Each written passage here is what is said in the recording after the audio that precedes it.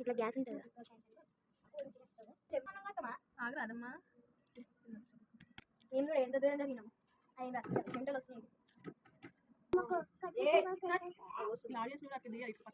ఇది 5 గంటలు 6 గంటలు